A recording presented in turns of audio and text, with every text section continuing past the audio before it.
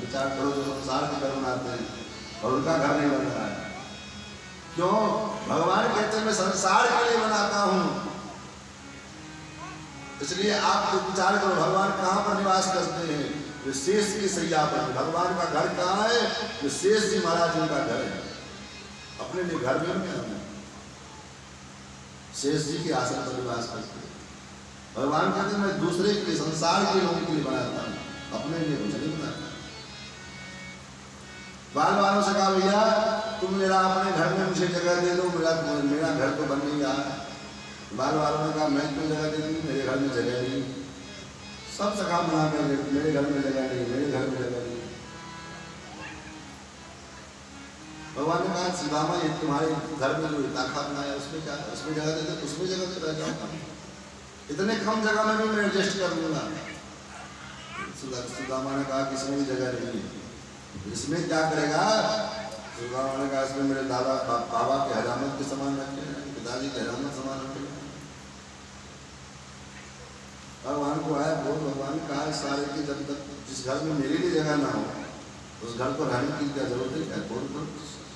और ठाकुर जी ने था सबके घरों को लाद से जो है भगवान चकना चूर मानो संकेत भगवान के द्वारा, भगवान के ही दिए गए वस्तु का सब कुछ करते महाराज। हम घर मकान बिल्डिंग बनाते हैं, लेकिन दुर्भाग्य क्या है कि सबका सब प्रकार के कमरे बनाए जाते हैं। Bedroom, dining room, kitchen room, guest room, सब प्रकार के कमरे बनाए जाते हैं। लेकिन पूजा घर कहाँ होता है? जो पूजा घर जहाँ वेस्टेज जगह होते हैं, फालतू का जो जगह है, वो कहाँ? जो सीढ़ी के नीचे की जगह का कोई उपयोग नहीं होता, उसमें कोई काम नहीं हो सकता है। हम लोग क्या करें? हम लोग सीढ़ी के नीचे भगवान का मंदिर बना दें। महाराज भगवान कहते कोई बात नहीं, तो सीढ़ी की कौन के ताका अलमारी में मिला मेरा स्थान दे दो, मैं उसमें भी रह जाऊंगा, लेकिन स्थान तो दे। घर तभी घर होता है क्योंकि घर में जिस ईटा पत्थर से घर बनता है उसी ईटा पत्थर बालू सीमेंट मिट्टी मोहर सरिया लोहा से जो है खड़ा बनता है, जेल बनता है। उसमें भी वही पत्थर ईटा लगेंगे। लेकिन घर बनाने और जेल में क्या अंतर है? घर वो है जहाँ सुखपूर्वक शांतिपूर्वक व्यक्ति जीवन यापन करता है, वो घर है। और जहाँ पर महाराज डर करके जीना पड़े और कब कौन सा हवलदार आएगा और लाठी बरसाना शुरू कर देगा, पहुंचता है। इतना डर डर के जिया जाए वो जेल। भगवान कहते हैं, भगवान ने क्रोध किया तो बच्चे के घर टूट गए। अब जब बच्चे भी क्रोध में आ गए तो भगवान ने विचार किया हम भी क्रोध में, बच्चे भी क्रोध में है, सब ठीक नहीं। ठाकुर जी ने क्षमा ग्रहण किया। क्षमा क्या है? तो पृथ्वी का ही एक नाम क्षमा है। भगवान ने एक मिट्टी का ढेला उठाया और भगवान ने अपने मुख में धर लिया, और जब धर लिया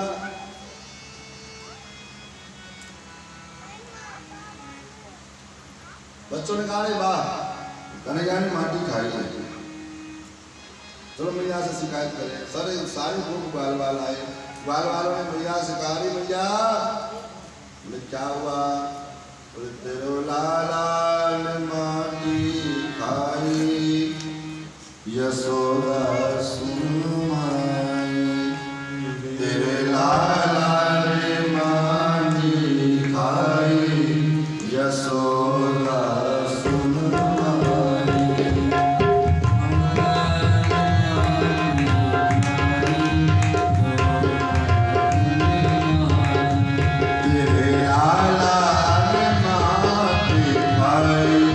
Yashoda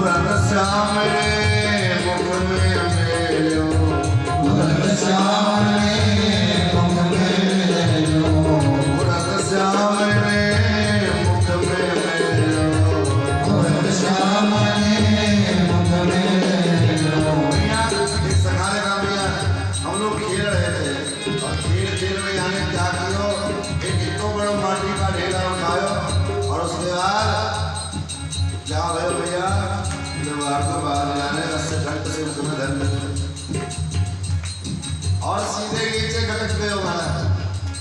सखा कहते हैं जाने गटक गटकाई यशोदा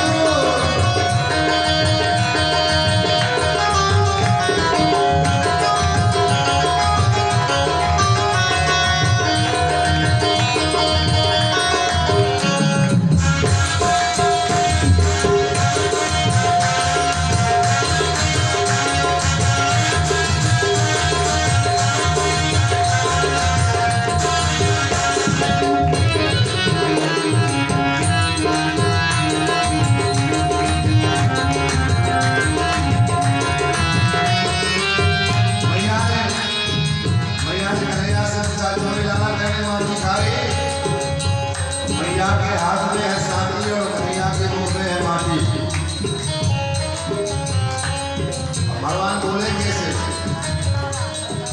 मुंह में खोलेंगे तो पटने से मुंह में पानी निकल जाए। कैसे बोले? भगवान कहते ना हम भक्षमान मैंने माटी नहीं खाई। महाराज भैया ने कहा चीजें नहीं खाई है तो मुझे खाओ। मुख के माई अंगुली मेरी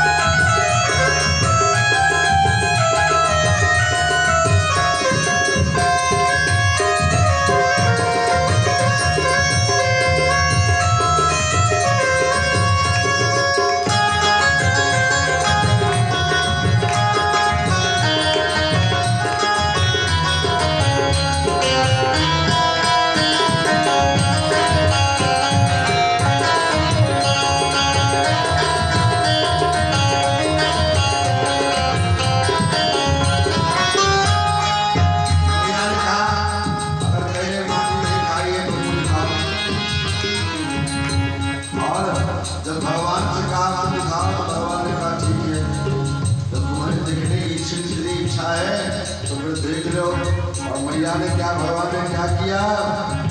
मोहन को मुखड़ो पड़वायो, मोहन को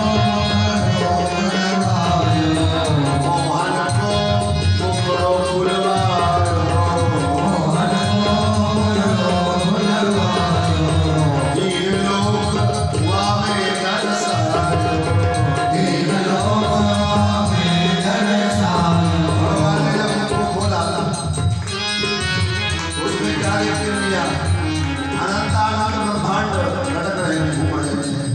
अनेकानेक पृथ्वी सूर्य चंद्रमा तारे नक्षत्र सब कन्हैया के मुख में घूम रहे हैं। तीन लोक में दर्शायो, तीन लोक में दर्शायो, तब विश्वास यशो नहीं आयो, तब विश्वास यशो नहीं आयो, तब विश्वास यशो नहीं आयो, तब विश्वास यशो नहीं आयो। क्या विश्वास हुआ भैया को? किस चीज का विश्वास हुआ? ये तो पूर्ण ब्रह्म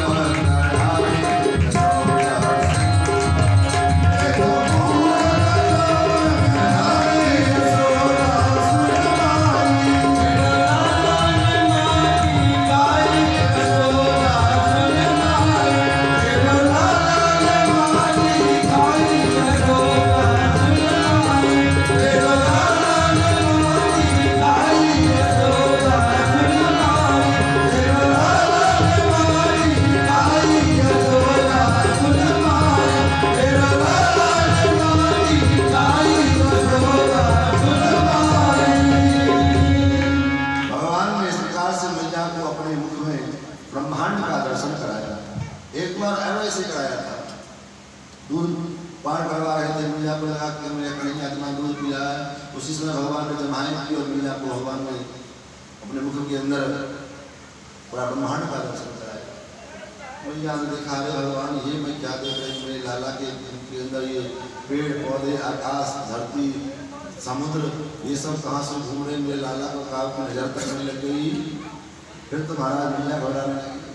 इस प्रकार से अनेक प्रकार का आनंद प्रदान करते हुए ब्रजवासियों को सुख प्रदान करते हुए धीरे धीरे बड़े हुए भगवान सुखदेव जी कहते हैं, राम संत कहते हैं, देखो क्या सौभाग्य है माँ यशोदा का, इतना सौभाग्य है। क्या ठाकुर जी आंगन में खेलते हैं, मैया सुंदर सुंदर स्नान करा के कपड़े पहनाती हैं और आंगन में खेलती हैं। धूल भरे अति शोभित श्याम, तैसी बनी सिर सुंदर चोटी। अत्यंत मनोहर स्वरूप है महाराज। मैया सुंदर चोटी बनाई है, आंखों में काजल लगाया है, उसके ऊपर में मस्तक पर ठौना लगाई है, चोटी को घूम करके पीछे ले आकर के बांध दी है, सुंदर काजल पहना लिए हैं और आंगन में महाराज ठाकुर जी डोल रहे हैं और खेलते हैं। तो खेल खेल में धूल दूषण अंग हो गया है। धूल भरे अति शोभित श्याम, तैसी बनी सिर सुंदर चोटी। खेलत खात फिरे अंगना, पग पैजन बाजत टीक छोटी। महाराज हाथों में कंगन, उनमें जो है छोटे छोटे जो है नूपुर बज रहे हैं, पैरों में मैया ने करधनी बना रखी, कमर में करधनी है, पैरों में कंगन बना है। और जब भगवान रुंझुन से चलते तो रुंझुन रुंझुन जब शब्द बोलते हैं तो मानो लगता है कि साथ साथ सामवेद का गान चल रहा है।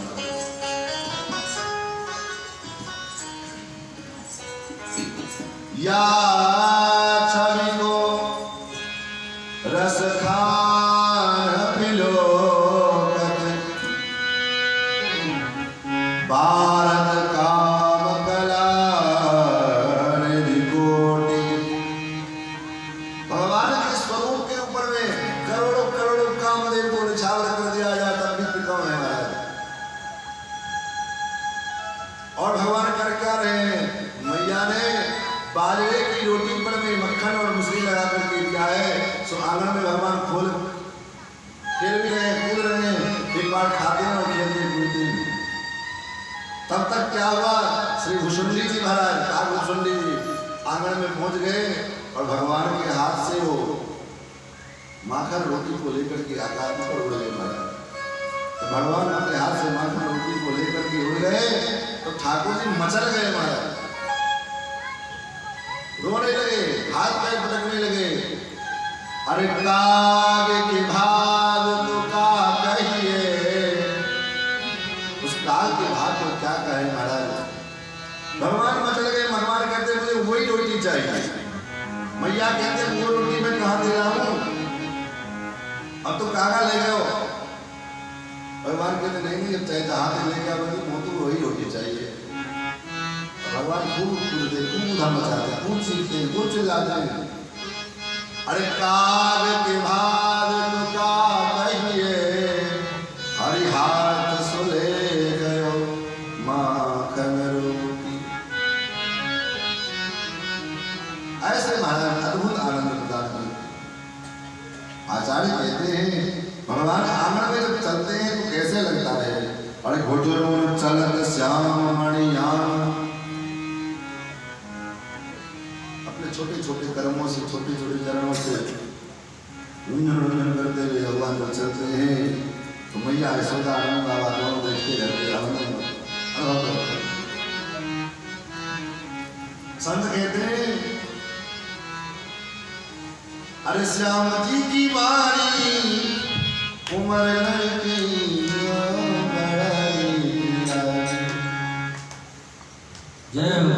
श्याम जी की वाणी उमर लड़किया पलनवा सैया